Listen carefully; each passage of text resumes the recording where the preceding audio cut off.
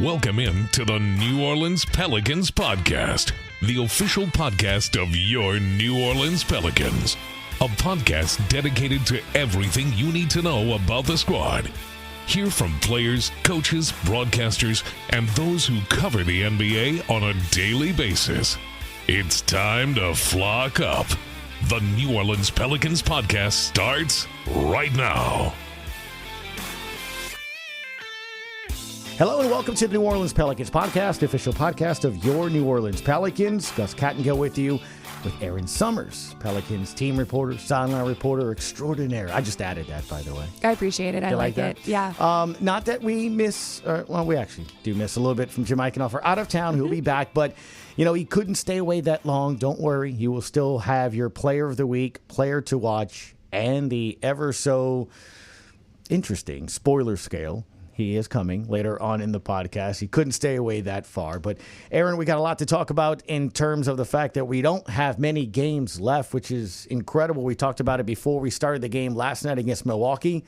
We're now inside of 5 games. Now just 4 games remain in the season. It's crazy to think about that, isn't it? It is wild. The season, it seemed like now that we're here at the end point, it flew by. But, at points throughout this season, it dragged a little. I mean, there were times where we didn't have a lot of people playing, and that was early in the season, and we didn't know how things were going to turn out. And now we're here at the end stretch, and we've been seeing a lot of really great performances from some of the rookies, some younger guys that are getting opportunities here, and that's definitely been fun. No doubt. Look, the last 2 games before last night were on the road. We'll get into that here in a quick second, but it does start with last night. 111-107 was the final. Erin, once again, another game at least within the last week where the Pels played hard. You spoke about some of the younger players that are getting opportunities to show what they can do. And look, it was fun. It was entertaining. They fought hard. And I think that's all you can really want right now from a Pels fan standpoint. But I think from the coaching staff,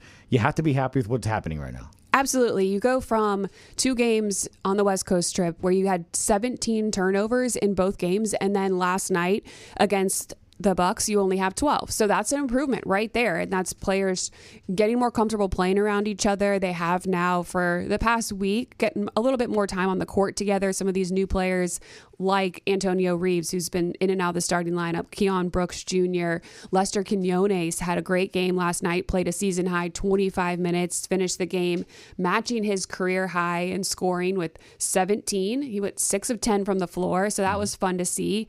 And Elfrid Payton continues to be that distributor. Shoot, Bruce Brown was out there just throwing dimes last night as well. So you definitely are seeing this team start to gel a little bit better, although still shorthanded. The Bucks also shorthanded, but I think the Pelicans more aggressively so.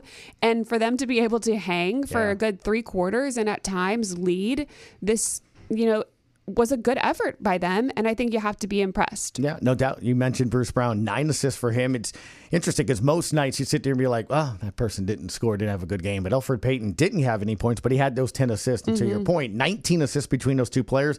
Erin, you can't have assists if players don't make shots. Right. So you had a handful of players in double figures for the Pelicans. 4 of the starting 5 had double figures. Brown with 16, Keon Brooks 13, Yves Missi had 18, and Antonio Reeves 23. He also had double-digit scoring from Carlo and Lester Quinones for 11 and 17. So, to your point, look, guys are out there performing and playing. It's just a matter of, trying to put it all together. But I think there's a lot of positives to take into that, which we will get into in a quick second. But overall last night, I think I got to be happy with what I'm seeing from the coaching staff development-wise. Yeah, you mentioned it too. It was a fun game to watch. They were competitive, and they came out, which is weird. For some reason, in the third quarter now, they have come out and given an extra push, and at times, taken the lead there in the third quarter of action. It was what they did against the Clippers and in LA against the Lakers. They have had really good third quarters, which you weren't able to say throughout the earlier part of the season. So again, there's areas that this team is clearly improving in. No doubt. All right, well, let's get into that a little bit more specific here, Erin, let's just start with the West Coast trip, right? Clippers and Lakers. Jim, a week ago on the spoiler scale, they were high. I mean, the Lakers game was 10 because it's obvious. You look at the standings for the Clippers, for the Lakers, they needed to win those games against the Pelicans. Just your thoughts when you take a look at the way this team played against the Clippers and the way this team played against the Lakers. I think this was a huge moment for Jose Alvarado in his role as a starting point guard. He bounced back from a performance he was not happy about Sunday against the Charlotte Hornets, and he averaged 22 points, shot 40% from outside, 7.5 assists in those 2 games on the West Coast. So that in itself was good to see from Jose, really taking charge, leading this team. He said he wants to bring the energy, have the people around him follow suit. And that's what you've seen happen is he has been that spark. He scored 18 straight points against the Lakers Friday night to get things going. And he is somebody that I think that they might have missed a little bit when you take a look at Sunday's game against the Bucks, because they needed just a little bit more juice. And that could have been the difference maker there if Jose was on the court. So I think his play has been impressive, but it's been the way that Yves Missy's bounced back from a slump earlier in the season, kind of hitting his rookie wall. But Antonio Reeves has been completely solid. So is Carlo Matkovic. He just continues to improve each time he's on the court, scoring in double digits both games, and then really adding along with his attacking the glass. And that was another thing that stood out in all of the games was the Pelicans' effort on the boards. Even last night, they had 48 rebounds. So I think you have to be excited about the potential that you're seeing from some of these players. Competitive and exciting is what stands out to me in that West Coast trip in those 2 games, and that they were fun to watch. And, man, obviously we cut the highlights for pregame and just all kind of different things that we do here from Pels Weekly to the podcast. They were fun. I mean, there were a lot of legit above the rim, as you mentioned, whether it's Reeves and Missy and putbacks. And I do think you started a very good point. None of that's happening unless you have the conductor, right? Yeah. On the court, as Chris would like to be known as. But I want to delve in a little bit onto Jose as you're talking about it. What an interesting, I guess, career for him since he's been with the Pels. And what I mean by that is he starts here, and I don't mean this in a bad way, right? But he's it's a nice story. I mean, look at him. He's got some energy. He's funny, he's scrappy, he's small. He gets the crowd going. That's awesome. The GTA thing that evolves. Oh, look at him. He can get some steals. Oh, okay, look, he can maybe, hit a shot every now and then. And then we saw that in Nashville, and we saw it to start the season. We made comments that when he was leading James Borrego's second unit versus the starters, it wasn't, hey, we're going to give you a workout. He was trying to win those sessions. Yeah. He took ownership of that. He became a team leader, I thought, this year. And we go back to what you were talking about in the pregame yesterday about his comments after that Sunday about this is a learning experience for him. He loves it. The money that starting point guards in the NBA make, he gets it now. It's hard.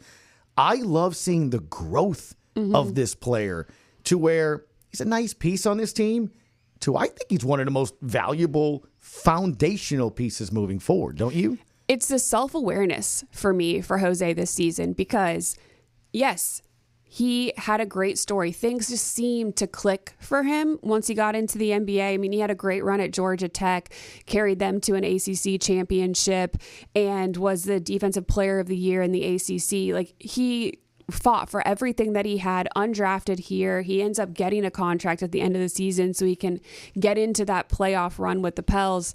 And he has made the most of his opportunities and gets paid. And at that point, he could think that I belong here. Like this, I made it.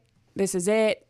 And just be overly confident. But he this season has really stepped back and taken a look to your point of what it actually takes to not only play, but to play at a high level and then reach another level here in the NBA so you can stick around and continue to get paid. And he's realizing now what it takes to be a starter in the NBA versus that juice guy off the bench.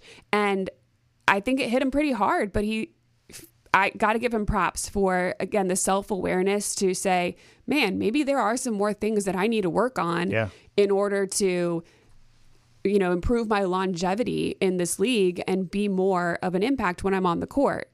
And look, this wasn't, and again, I'm not being disrespectful, it wasn't against the Hornets. The dude dropped 27 at the Lakers, at their arena. Yeah. Against LeBron, against Luka, against Austin Reeves. So, I think that's the thing that I really take out of that West Coast trip too as well. They weren't playing the G League team for the Clippers or the Lakers, for lack of a better phrase, even though the Pels are using their G League team to competing, which again makes me feel good as a Pels, fan too. That to wrap up, I guess the Jose thing to me, I don't know, Erin, you know a lot better than I do when you follow the stats, because you're smarter than me. But look, 251 assists to 75 turnovers. Again, to me, it's cute. He knocks down a couple of threes or two. He might have a game or two where he scores double figures.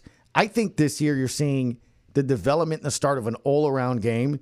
And then when you think of the stats to assist to turnover comparison, that just speaks volumes to me of the growth of a player. I don't know. It seems to me like that's a good ratio. No, he's definitely made that a point of emphasis. As a starter this season, he's averaging 5.8 assists per game, so nearly 6 and only turning it over 2 times. So again, that ratio there is pretty good.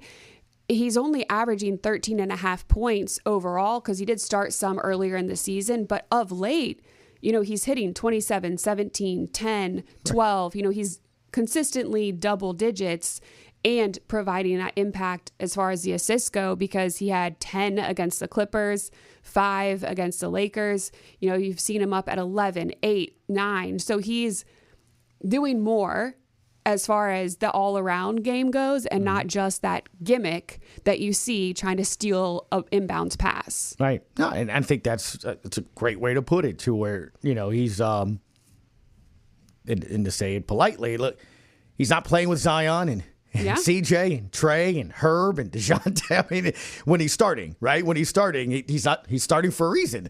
So the guys around him are that. And look, I kind of joked about it in a good way, but it is the G League essentially taking on the Lakers and the Clippers and the Milwaukee Bucks. So that kind of leads into my next question here. Which Pels player, would call him rookie or young player from Birmingham perhaps, is taking the most advantage of this opportunity on the minutes? Yeah, I think overall this season, and we'll get into this in a little bit, Yves Missi has absolutely taken advantage of this opportunity that he was handed in the first week of the season because of other injuries. Trey Murphy that changed the starting lineup, etc., and he gets thrown in.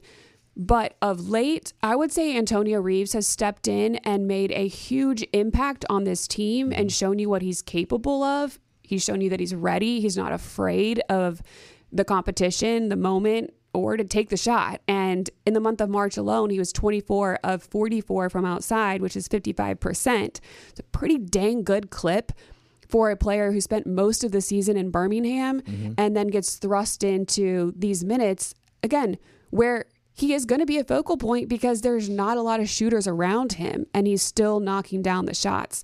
What's even more impressive is the way he can hang on the defensive end. He has been great, and Coach Green has highlighted that several times, that his ability on defense has been what's really taken him to another level, because you can't count him out on either end of the floor. We know he's a scorer, but he's somebody that's going to bother you and can lock people down defensively as well. And I think I made a reference to it in our broadcast yesterday, Erin. You and I get that opportunity every summer, last couple of summers, to call the Summer League games. And I get it. It's not a lot of fanfare sometimes for Pels fans because you don't have, Zion and others, but those minutes and those things matter. And it's interesting, right? Because Carlo had one of those 2 games, and you spoke to him after the game about his growth and what he can do. Now look at him this year.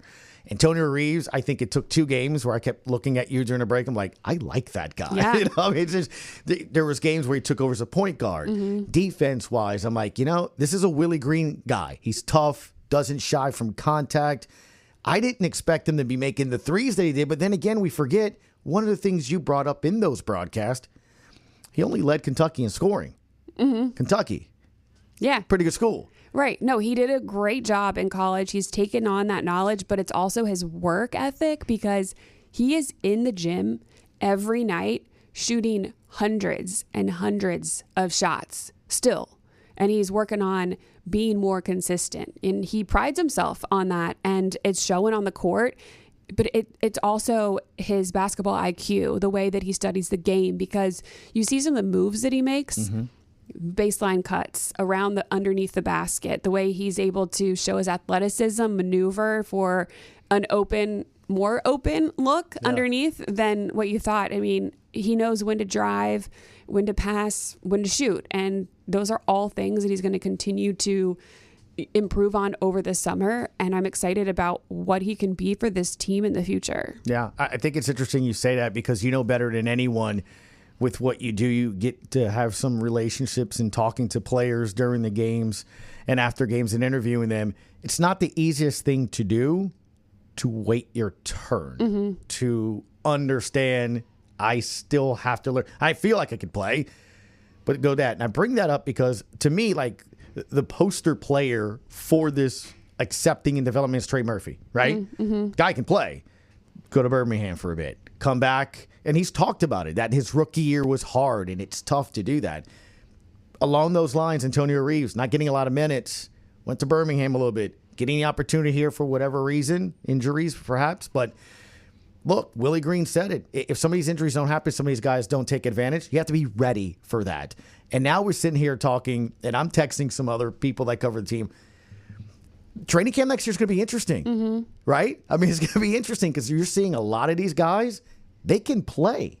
So I don't know. To me, it's going to be very fun to kind of see. But give credit, right, to Antonio Reeves. You know better than anybody how hard that is, that process your rookie year. Yeah, and it's funny because talking to Antonio after the game last night, you're like asking him, man, you've been playing so well. Do you want things to really end here in 4 games, or you want to keep it rolling? And he was like, whew.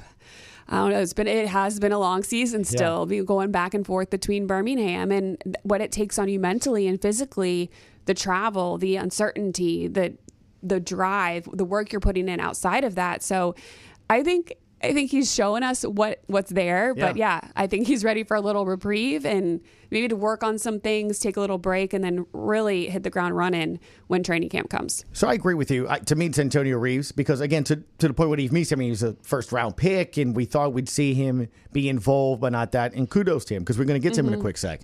Honorable mention, Keon Brooks Jr. Yeah. When we sat there for Vegas, that first practice, we're sitting in the bleachers and we're looking, I'm like, who is that guy? I mean, that guy looks thick, I mean, chiseled, doesn't look like I do when I work out. I mean, he looks like that, right? We talked about it. And he didn't play that much, or at times in the summer league, I walked out of Vegas thinking of Antonio Reeves and Carlo and Eve, right? When you look at where he's at right now, I don't know what his future is, but it's not a bad thing when the head coach says he has an NBA body. He has a good game. The guy's playing well. That's somebody that's probably one of those sneaky players where like, hey, I know no one's looking at me here, but these are my minutes and I'm going to go take them. What do you think of what Keon Brooks Jr. has been able to do? Yeah, KB grabbed his first double-double last night. He attacked the glass, and after the game and talking to him, he said that was something that he was trying to do more of, that he was told to do more of. You have the body, you have the length, you have the athleticism, go get the ball. And so he made a point of doing that more in last night's game, and it paid off dividends with the 10 rebounds that he had. So he's working on different areas of his game. He's excited about the opportunity he's gotten here. He said it hasn't hit him yet, that he started his first game in the NBA and that he's playing against LeBron and all these other guys night in and night out now, that it's probably going to hit him in the offseason when he sits down and takes a breath. But right now, his complete focus is on what he can do on the court. And he is continually showing you more and more of his game. As he said, he's getting more comfortable on the court. He's just kind of settling in a little bit more now and just playing more free, having fun out there. And it looks good. It's fun to watch. I love that enthusiasm. I think we can all kind of relate to it, right? I can imagine next week when the week ends and that first round of the playoffs starts and they're the Lakers, they're clearly like, dude, I was just playing, in LA against them. And to your point, there's Luke and LeBron. I'm trying to guard. I'm getting a board and, the Oregon and the crowd. It's incredible when you think about it. And it's awesome to see that because you're around those players. I get to see them a little bit as well. It is a good group. And to your point, you're not dropping the numbers you're dropping if you're not ready and you're not putting in that work. So that leads us to our last part here. One of those players that we've been talking about, obviously, that's taken advantage of the extra minutes and playing has been Yves Missi. And the team kind of making sure the rest of the NBA, we know it, but the rest of the NBA knows that he's had a very successful rookie campaign and wants him on one of those all-rookie teams. When you look at Yves Missi, can I make the case and argument, and we'll maybe bring up the candidacy of the different candidates over the next couple of podcasts, but can I make a case that Yves Missi is this year's Pelicans team MVP? I think that's definitely something that we could consider because, do you want me to start? Sure. Okay. No one on this team has had a more impressive year than Yves Missi. Prior to playing this year, he had only had 1 year of collegiate basketball. He didn't even get to the United States until 2020, and at that point, he did not know English. So not only was he trying to learn the game of basketball, he didn't know how to communicate to understand the game the proper way. So his learning curve was vast. You know, he had a lot of room to grow, but he clearly has the body type. He comes from basketball pedigree, both of his parents playing for the national team in Cameroon. So he had an idea of what he was supposed to do, but understanding the technical side of the game, the IQ as far as basketball goes, very intelligent person, which is why he's been able to take leaps and bounds so quickly. He had a long way to go. And when he was drafted here, he was looked at as a developmental player. And I remember at the beginning of the year, Bryson Graham, the GM here, said that hopefully his learning curve was short because that's what happened when he got to Baylor. He was supposed to redshirt and he immediately started playing because he was much better than he quickly got better than they thought he was going to be. So it just showed that he picks things up really quickly. It's a tribute to his work ethic, his maturity, his ability to learn and apply that to the court. Yeah. And we saw that firsthand at Summer League, where from game 1 to game 5, he was a lot better. Just the spacing, the understanding of where he's supposed to be on the floor. We've seen that improve so much since the beginning of the year. He was getting stuck down there under the basket a lot, not knowing where to go, who to cover, how to move in tandem with the players around him. Physically, he's still growing, I think, filling out. And that's something he can work on in the offseason. But for him to get thrown into a starting role, second game of the season, and the way he handled it has been extremely impressive. And now the fact that he's at 13 double-doubles on the season, he's a top first in blocks per game, rebounds per game in rookies, and top 10 in points per game. He's definitely gone above and beyond what we thought he would at this point. And I'm excited to see how much more he can grow with an off season where he can take the time to rest and recover, evaluate his game a little bit more, and then attack the game in different ways. But you're excellent on that. I would just literally highlight that or dress that up with, to your point, more than anything, their expectation levels. I think is why I'm making him a candidate, right? I mean, if I had to give you my top 3, it's not probably a lot of people would kind of think that way. To me, I mean, look, Jose Alvarado, we just talked about what he's been able to do, right? Being consistent, growing in his game, becoming a team leader, all that. Trey Murphy, obviously season coming to an end because of an injury, but he went from, hey, let's see if he can be a really nice piece to we all would have fun. Let's be honest, whether it's the water cooler or the hallways, can he be a starter? Can he push?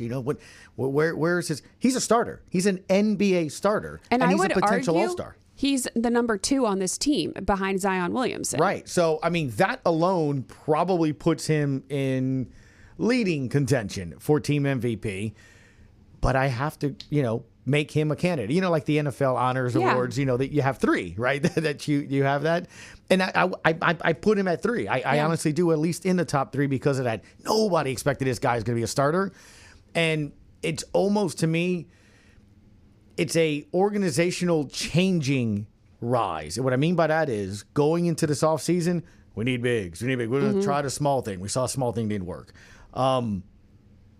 But you have a guy who can develop in big, so you don't have to trade assets. You don't have to maybe go out and try to find a big in free agency. I think you can develop the bigs you have. Am I wrong on that? Because that to me is why he's a team MVP candidate, because you might have helped me from making some moves that I might have needed to if you were maybe a developmental player 3-4 years away. I think Yves Missi and even Karlo Makovic have solidified a center position here for the next few years. I mean, maybe you go out and you get somebody who is a true starter in the league for next season, but you definitely have the future at your 5 spot, maybe even 4 if they continue to play some of those taller lineups, which they have started 2 bigs numerous times over the past season. You look back to last night's game, though, and there was a shot that was just off the baseline, fade away, that Yves hit. And myself, Andrew Lopez, Wes Johnson looked at each other and we're like, wait, he has that in his bag? Where has that been? Because if he can develop that little, short fade away from the dunker spot, that is a game changer as well, because then he doesn't have to get all the way to the hoop. And the way that he's actually been dunking and throwing it down, sometimes he's got to get 2 hands on it to make sure that it is successful. But last night he threw down a one-handed dunk. So I think he's still, the evolution of his game is continuing. And even last night we saw a different level of it. Well, and it's, to your point again, you've played 1 year of basketball. Yeah. I mean, at a high level, let's be honest. I don't, that is just incredible when you think about it. When you can improve that much, it just gets you. I mean, it's almost like the mad scientist, GIF or something where you're just like, you can't wait to literally get this guy in a lab for a couple of years, right? To get stronger, develop those games and do those things, because he has the one thing that's going to make that possible. And it's something you've brought up several times in your reports or in podcasts. Tell him once, he gets it. Done. Yeah, you move absolutely. on. It's just, and that's incredible. That's a huge trait. Yeah. He was supposed to go to Stanford, and he wanted to go play basketball at Baylor and had to make a deal with his mom that he would go back and get his degree from Stanford if she would let him go play, because he felt that would be better for his basketball career, which seems like it worked out pretty well for him. Yeah. And I'm sure he will go back and make right on his deal with his mom. But I will say, in terms of MVP for the team, availability has to be a big part of it. Yeah. And unfortunately for Trey, he didn't start the season and didn't end the season. So Yves Missi has really held it down, played the most minutes out of anybody on this team. I was going to say, to your point, to conclude with that is another reason you have to put him in there. We have seen him in games, Erin, and because you're on the sideline and you do injury reports, he gets nicked up in games. He finishes those games. Yeah. He's gone into the locker room. He's come back out on the locker room. He gets hurt in one game. He doesn't miss the next game. He plays the next game. He may miss a practice, but he plays the next game. And to your point, on this team, with what we've seen in the franchise the last couple of years, that's a massive reason for me to be like, okay, that's a foundational piece, because he's playing through injuries. Yeah, he's playing through bumps and bruises. Just last night, you walk into the locker room and he's sitting there with his foot in a bucket of ice. Right. And the look on his face is like he is beat the F up, he is at the point where it's been a long season, but he is getting back out there and he's going to give it a go. I love it. It's good stuff. Look, and I think that's the hardest part sometimes when you don't follow the team or something like that, where I'll get it every now and then. People, whether it's the gym or a restaurant or in line to check out at the grocery store, right? Oh, man, the Pels, they really got no hope. I'm like, no, not really. Would you agree with that? Look, we're going to do a year-end review here next week with all of us and give final thoughts. But I do think, back to how we started this conversation, the 2 games on the West Coast, the game yesterday, there are some things that are legit. That was the Lakers Jose dropped 27 against. Yeah. This was good teams where seeing Keon Brooks get a double-double. These were some good teams where 6 Pelicans players now, second game in a row, you have double figures. This is legit. Those are legit teams. So you can't, that's not me trying to sugarcoat things. I think it's a good thing. Yeah. And I apologize to some of the fans that sit behind me because they'll yell and scream and boo and whatever. And I'll get up and I'll be like, listen, you see who's out there? What do you expect? They're actually doing a pretty good job, and I kind of try to nicely put things in perspective because, yes, this is not where any of us wanted to be at this point in the season, but you have to find the silver lining because it's there. This team, in general, from the players to the coaching staff, could have absolutely given up, and you're watching lackluster performance after lackluster performance every night, and that's not what we're getting. You're definitely seeing players out there. They're coaching hard in practices. They are playing hard in games, and I think we're still getting a fun product.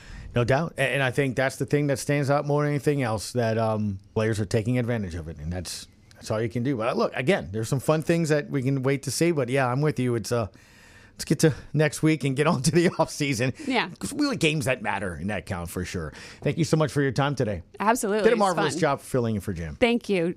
Thank you. But speaking of Jim, here he is. You know we couldn't go an entire podcast without Mr. Eichenhofer. Here is his normal Monday segment. Well, Mallory, I can't believe this is the last Monday episode of the season. It's been a lot of peaks and valleys, but you maintain the same exact energy every Monday of the season. We are truly appreciative of your consistency. Anyways, the player of the week is going to be Antonio Reeves. He averaged 14.7 points over the 3 games.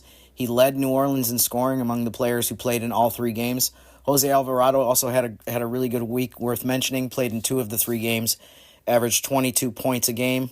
But back to Reeves, he shot 45% from the field, 40% from three-point range, so he continues to be on fire and red hot from the three-point arc. And by the way, I had mentioned recently that he had the best three-point percentage of any player in the league since the All-Star break. He's actually second now. Atlanta's Vit Krejci has moved ahead of him at 57%, but Antonio Reeves is still shooting 53% from three-point range since the All-Star break. He's 27 for 51, so an excellent stretch by the rookie from Kentucky. The player to watch over the next 7 days, unfortunately our final 7 days of this season, is going to be Yves Missi. Last week in 3 games, he averaged 12.3 points, 11.7 rebounds, 1.7 blocks, shot 59% from the field. And by the way, too, he's currently 6th on the NBA.com rookie ladder, the most recent one that the league's website posted. So, I mean, he has a chance to be first-team All-Rookie. I mean, based on that, obviously, he would be just at the beginning of the second-team All-Rookie. If Yves is picked for All-Rookie, either first-team or second-team, he'll be the first Pelicans player to do that since Herb Jones in 2022 was named to the All-Rookie second team. So definitely something that I think is a reasonable expectation that we should be seeing Yves get recognition for that at some point over the next few weeks whenever the league announces the all-rookie teams. Lastly, going to spoiler scale, I'll try to make this brief because I'm working remotely. Brooklyn, the game on Tuesday, I'm gonna give that one a 1 because Brooklyn's out of the race. They've been out of play-in contention for a while. The game on Thursday at Milwaukee, that's a 7 because the Pistons and Bucks are in a very tight race for the 5 and 6 seed in the East. Friday night against Miami at home in the Smoothie King Center, that one I'm giving an 8 because the Heat are also in a position where they're going to be in the play-in tournament, but they still have a chance to move up from where they are and potentially put themselves in a better position. I think by the time we get to Friday, it'll be a little bit more clear than it is now, but I'm guessing that game is going to be of significant importance for the Heat and one that they're going to feel like they really need to get. And then lastly, Sunday's game, the finale, home against OKC. I'm giving that one a 3. I would have given it a 1 because OKC really has had the number 1 seed clinch for a while, and they aren't going to have a lot to play for. I wonder if we'll see a lot of G League players for the Thunder play in that game. But instead of giving it a 1, I went with a 3 because OKC, there's definitely a high vengeance factor here, the fact that the Thunder have ended the Pelicans season a couple times in recent years, whether it was the playoffs last year or the play-in tournament in the year before. So, to review, spoiler scale, Brooklyn game 1, Milwaukee 7, Miami 8, and OKC 3. Back to you, Gus. All right, our thanks to Jim and for Erin for filling in for him. Our next Pelicans podcast will be on Friday. Until then, we will see you on the New Orleans Pelicans podcast. Thanks for listening to the New Orleans Pelicans Podcast. Join us 3 times per week on Pelicans.com, the Pelicans mobile app, the iHeartRadio app, or where you get your podcast. And be sure to give Jim and Gus a follow on X at Jim_Eichenhofer and GCat_17. We'll see you next time, right here on the New Orleans Pelicans Podcast.